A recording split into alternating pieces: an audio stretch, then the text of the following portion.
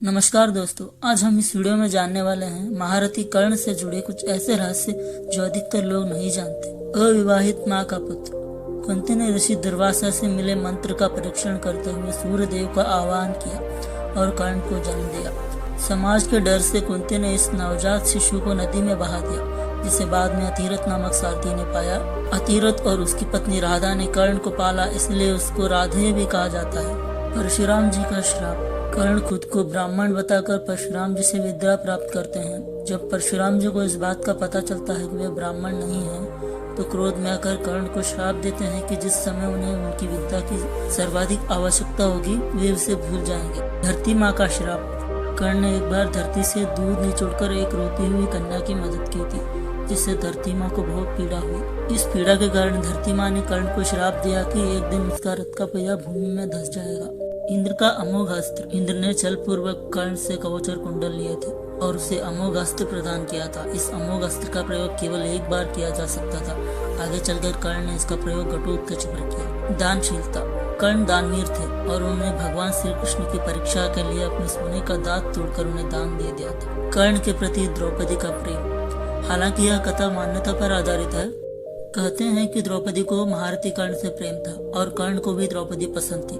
स्वयंवर में कर्ण भी आए थे। राजा द्रुपद का भीष्म से विरोध था और कर्ण भीष्म के पक्ष में थे। राजा द्रुपद ने द्रौपदी को पहले ही बता दिया था कि कर्ण एक पुत्र है और यदि तुमने कर्ण को पसंद किया तो जीवन भर तुम्हें एक दासी की पत्नी के रूप में पहचाना जाएगा। स्वयंवर में निराश द्रौपदी ने एक कठिन निर्णय लेते हुए भरी सभा में कर्ण को एक पुत्र कहकर अपमानित किया था। फिर भी चीरहरण के दौरान द्रौपदी को कर्ण से उम्मीद थी, लेकिन कर्ण ने अपने अपमान को याद कर द्रौपदी की कोई सहायता नहीं की। बाद में जब भीष्म पितामह मृत्युशैया पर लेटे थे तो तब कर्ण ने उनसे कहा कि वे द्रौपदी को चाहते थे। यह बात द्रौपदी ने भी सुनी और पहली बार द्रौपदी को पता चला कि कर्ण भी मुझसे प्रेम करते हैं। कुंती का आग्रह। एक बार कुंती कर्ण के पास गई और उससे पांडवों की ओर से लड़ने का आग्रह करने लगी।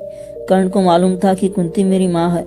कुंती के लाख समझाने पर भी कर्ण नहीं माने और कर्ण ने कहा, जिसके साथ मैंने अब तक का सारा जीवन बिताया, मैं उसके साथ विश्वासघात नहीं कर सकती। जब कुंती ने कहा कि क्या तुम अपने भाइयों को मारोगे, इस पर कर्ण ने बड़ी ही दुविधा की स्थिति में वचन दिया, माते आप जानते हैं कि कर्ण के यहाँ याचक बनकर आया हुआ कोई भी व्यक्ति खाली हाथ नहीं जाता।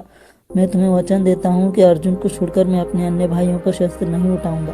कर्ण की शक्ति अर्जुन और दुर्योधन से कम नहीं थी। उसके पास इंद्र द्वारा दिया गया अमोघ अस्त्र था, जिसे इंद्र ने कवच और कुंडल के बदले दान दिया था। अमोघ अस्त्र देते वक्त इंद्र ने कहा था कि तुम इसका प्रयोग एक ही बार कर सकते हो। यह जिस पर भी चलाया जाएगा वह निश्चित ही मारा जाएगा। कर्ण ने इस अमोघ अस्त्र का प्रयोग दुर्योधन के कहने पर भीम पुत्र घटोत्कच पर किया था, जबकि वह इसका प्रयोग अर्जुन पर करना चाहता था। भगवान श्री कृष्ण का मांसपेशियां मृदु था, परंतु युद्ध के समय उनके शरीर में बदलाव आते थे।